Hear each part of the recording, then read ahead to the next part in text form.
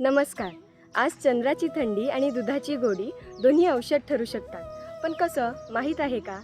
पावसाळा संपला की जो उष्ण वारा जाणवतो तीच ऑक्टोबर हीट आणि ह्याच काळात येते आपली कोजागिरी पौर्णिमा. चांदण्यांनी उजळलेली पण आरोग्याची गुप्त चावी असणारी ही रात्र. आयुर्वेद सांगतो रक्त आणि फुफ्फुस यांचा अगदी जवळचा संबंध आहे.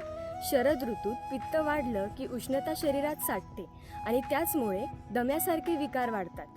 पण या काळात चंद्राच्या किरणात उकळलेलं दूध म्हणजे जणू निसर्गाचं नैसर्गिक औषध.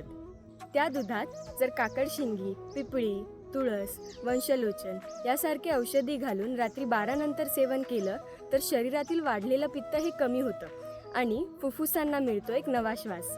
लिटरली कोजागिरी पौर्णिमेची ही रात्र म्हणजे फक्त फन आणि फूड नाही तर सायन्स आणि सोलचा एक सुंदर मेळ आहे. आज चंद्राची थंडी, दुधाचं औषध आणि आयुर्वेदाची बुद्धी तिन्ही एकत्र आले की आरोग्याचं अमृत तयार होतं. चला तर आज या कोजागिरी पौर्णिमेला आयुर्वेद समजून घेऊया. Because nature knows how to balance if you know the rhythm. Thank you.